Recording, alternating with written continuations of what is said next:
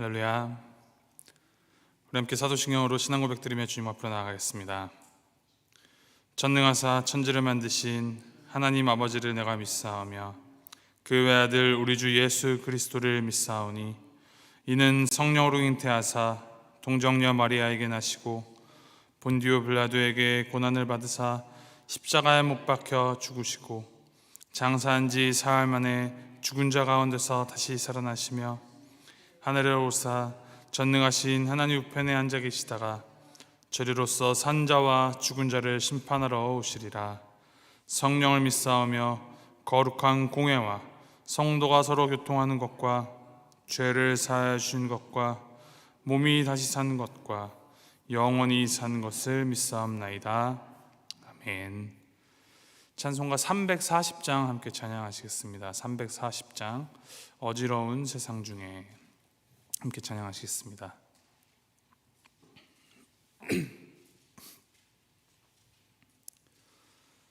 찬송가 340장 함께 찬양하시겠습니다. 어지러운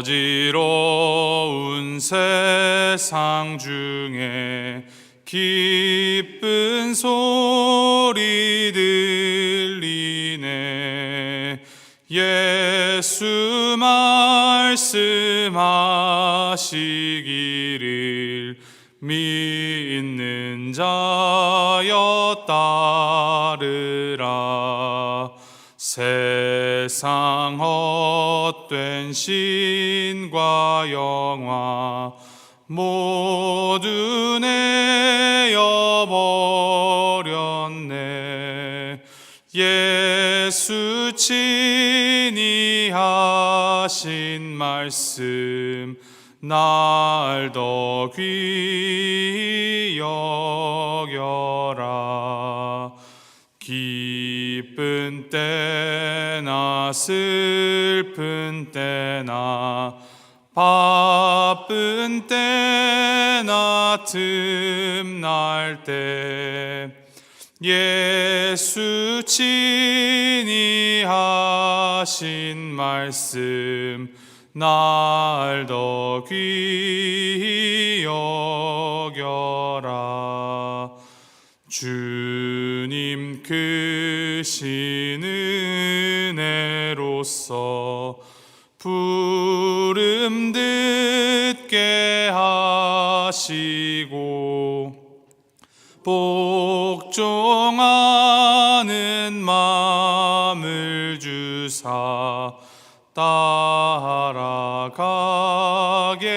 하소서. 아멘. 오늘부터 열왕기하 말씀을 봅니다. 오늘 말씀 열왕기하 1장 1절부터 8절까지 말씀 우리 함께 보겠습니다. 열왕기하 1장 1절에서부터 8절까지 말씀 한 절씩 교독하시도록 하겠습니다. 열왕기하 1장 1절부터 8절까지 말씀. 자, 1절 말씀 먼저 읽겠습니다. 아합이 죽은 후에 모압이 이스라엘을 배반하였더라.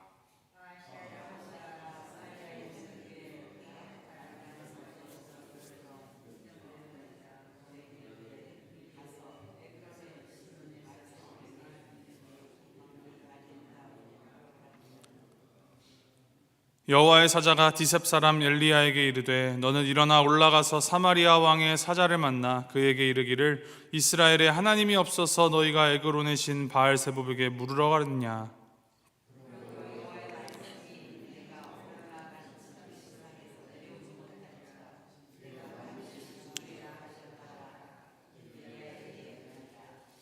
사자들이 왕에게 돌아오니 왕이 그들에게 이르되 너희는 어찌하여 돌아왔느냐 하니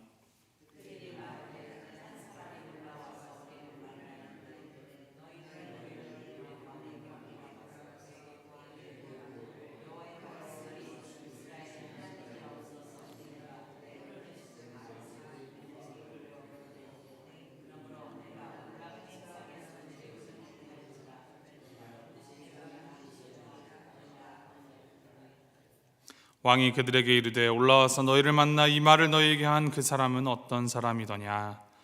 그들이 그에게 대답하되 그는 털이 많은 사람인데 허리에 가죽띠를 띠었더이다 하니 왕이 이르되 그는 디셉 사람 엘리야로다. 아멘. 이 열왕기 상이 솔로몬 시대부터 이스라엘이 남북으로 분열된 이후에 이 남유다의 경우에는 제4대 왕인 여호사밧 왕까지, 그리고 북이스라엘의 경우에는 제8대 왕인 아하시아의 통치 기사의 중반까지를 열왕기 상에서 다루었습니다. 이제 이어지는 열왕기 하에서는 계속해서 이 남북 이스라엘 왕들의 통치 기사를 중심으로 이스라엘의 역사를 다루는데, 남유다가 바벨론에 의해서 멸망할 때까지의 역사를 기록하고 있습니다. 이 열왕기하의 주제는 이제 몇 가지로 요약할 수가 있습니다. 첫 번째는 하나님의 이 끊임없는 용납하심입니다. 이 북이스라엘 왕국은 지속적인 이 죄악의 굴레에서 벗어나질 못했습니다. 그럼에도 불구하고 엘리야와 엘리사의 활약을 전면에 내세우면서 폐역하고 암담한 이 북이스라엘의 상황과 하나님의 관심과 인내를 계속하여서 대조시키고 있습니다. 두 번째는 이 왕국의 이 흥망성쇠가 하나님과의 관계에 철저히 좌우된다라는 것임을 드러내어 보여줍니다. 이 열왕기하는 역사의 흐름에 따라 각 왕들의 치적을 기록하기 이전에 그 왕의 영성을 먼저 기록합니다. 이 왕의 그 업적과 왕국의 상황은 그 왕과 하나님의 관계에 따른 것임을 분명히 밝히고 있는 것입니다. 그리고 세 번째가 하나님은 언약을 신실하게 지키시는 분임을 증거합니다. 하나님께서는 이스라엘을 자신의 백성으로 택하시고 그들에게 영원한 언약을 세우셨습니다. 하지만 이스라엘 백성들은 그 언약을 소홀히 여기고 하나님의 말씀을 불순종하였으며 선지자들의 경고를 무시하였습니다. 이에 따라 북이스라엘과 남유다 모두 다 패망하게 되었습니다. 그러나 그 역사로 끝나지 않고 마지막 남은 자들이 있음을 그 마지막 여운으로 남기고 있습니다. 이것은 비록 이스라엘 백성들이 이방 민족에게 포로로 잡혀가는 신세가 되었으나 여전히 그 가운데에서도 하나님의 그 언약을 이어갈 자들이 준비되어 있음을 보여주는 것입니다. 이러한 배경을 이제 가지고서 열왕기하의 시작이 아합 왕이 죽은 이후 모압의 배반과 그 아버지로부터 교훈을 얻지 못하고 멸망의 길로 가고 있는 그 북이스라엘의 왕 아하시아의 이야기로 이제 시작이 됩니다. 아합이 죽은 후에 모압이 이스라엘을 배반하였다라는 내용이 1장 1절에 나옵니다. 북이스라엘 왕국이 세워진 이래로 이 최고의 전성기를 누렸던 아합 왕의 죽음은 다윗 때부터 이스라엘의 속국이었던 모압이 이제 반기를 들게 하였습니다. 아합의 죽음으로 이스라엘이 좀 약해지자 이제 모압이 이스라엘을 배반하고 반기를 든 것입니다. 그때 아합의 아들 아하시아가 다락에 올라갔다가 난간에서 떨어졌다라고 2절 말씀을 기록하고 있습니다. 아마도 심한 타박상이나 골절상을 입은 것으로 보입니다. 이 아하시아는 의원을 불러서 병을 치료하기도 전에 이방 신에게 자신의 병이 낫겠느냐라고 물어보게 합니다. 에그론의 신 바알세붑, 이 바알세붑은 파리의 주인, 날벌레의 주인이라는 뜻으로 바알세불이라고 불리기도 합니다. 이 바알세불은 하나님의 적대자인 사단의 칭호로도 복음서에 나중에 사용되기도 합니다. 이 어리석은 아하시아는 여로보암이 걸었던 길, 그리고 그의 아버지 아합이 걸었던 길을 그냥 그대로 답습함으로 하나님의 심판을 스스로 부른 것입니다. 우상에게 묻고 우상을 의지하는 행위, 이것은 전능하신 하나님을 배반하는 행위고 하나님의 진노를 사는 것입니다. 이에 하나님께서는 디셉 사람 엘리야를 통하여서 이제 아하시아에게 물으십니다.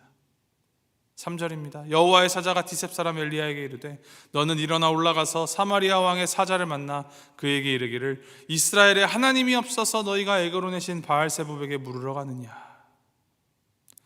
아주 강한 이 역설적인 표현으로 이제 묻고 계십니다. 또한 4절 말씀에는 내가 반드시 죽으리라 라는 말씀을 통하여서 하나님을 이제 저버리고 배반한 삶의 결과는 죽음임을 선언하십니다.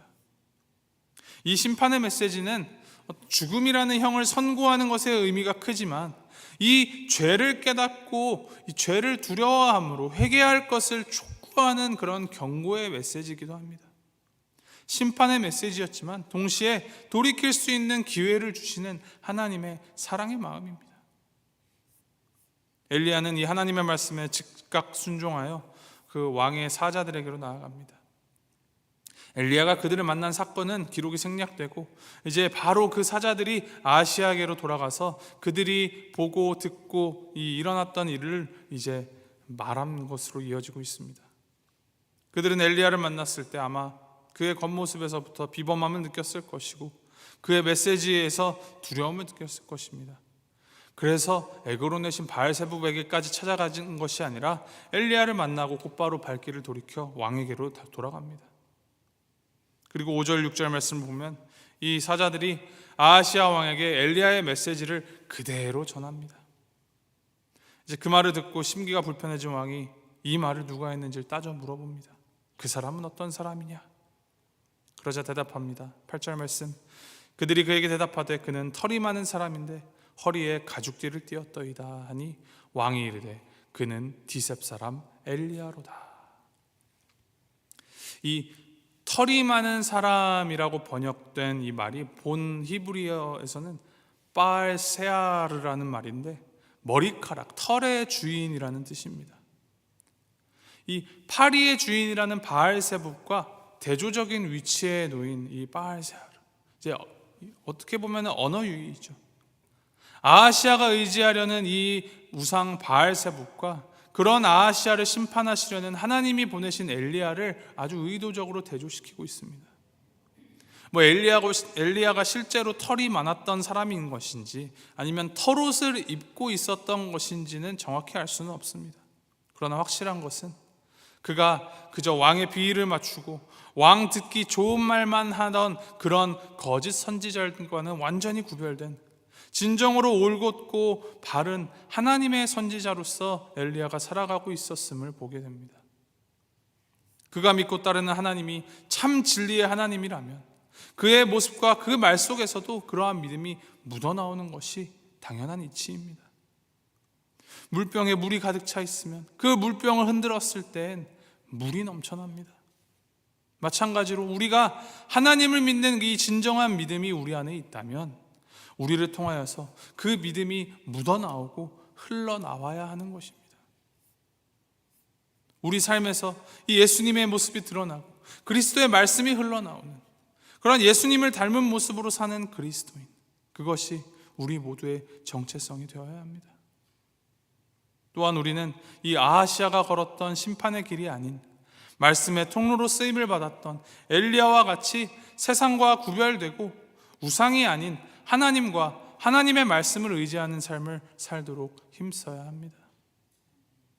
이것을 기억하시면서 오늘 하루 우리가 살아갈 때 이미 십자가에서 승리하셨고 또 오늘도 우리에게 승리를 주시는 유일하신 진리이신 우리 하나님만을 더 의지하고 하나님을 더 따르며 이 하나님의 도를 따라 살아감으로 주님의 그 복음을 삶으로 보이는 오늘 하루 살아가는 우리 모두가 되기를 주님의 이름으로 소망하고 축복합니다.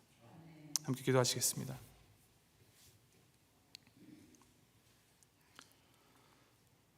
하나님 아버지, 말씀을 통하여서 한 영혼이 회개하고 돌아오기를 바라시며 경고하시는 그 하나님의 마음을 보게 하시니 주님 감사드립니다. 때로는 주님의 그 사랑의 경고 앞에 무감각하고 순종하지 못할 때도 있음을 주님 고백합니다. 주여, 매 순간 성령님을 의지하면서 철저히 말씀 앞에 순종하기를 힘쓰도록 우리를 붙들어 주시옵소서. 우리가 걷는 길이 영원한 생명의 길이 될 수 있도록 날마다 우리를 인도하여 주시옵소서. 우리 눈에 보이는 우상이 아닌 오직 우리 하나님 한 분만을 의지하며 하나님을 끝까지 배반하지 않는 주님만 믿고 따르는 인생 되게 하여 주시옵소서. 또한 우리의 말과 행동들, 삶의 모습 가운데 그리스도가 나타나는 참된 그리스도인으로 살아갈 수 있도록 주여 도와주시옵소서. 그리하여 우리의 이 매일매일이 이미 승리하신 주님과 동행하며 생명을 건져 올리는 그 생명들을 더 주님께로 인도하여 내는 빛과 소금의 역할을 감당하는 삶을 살아갈 수 있도록 주님 붙들어 주시옵소서. 감사드리며 이 모든 말씀 우리에게 승리를 허락하여 주신 우리 주 예수 그리스도의 이름으로 기도합니다. 아멘. 하늘에 계신 우리 아버지여, 이름이 거룩히 여김을 받으시오며 나라의 마옵시며 뜻이 하늘에서 이룬 것 같이 땅에서도 이루어지이다. 오늘날 우리에게 일용할 양식을 주옵시고 우리가 우리에게 죄 지은 자를 사하여 준 것 같이 우리 죄를 사하여 주옵시고 우리를 시험에 들게 하지 마옵시고 다만 악에서 구하옵소서. 대개 나라와 권세와 영광이 아버지께 영원히 있사옵나이다. 아멘.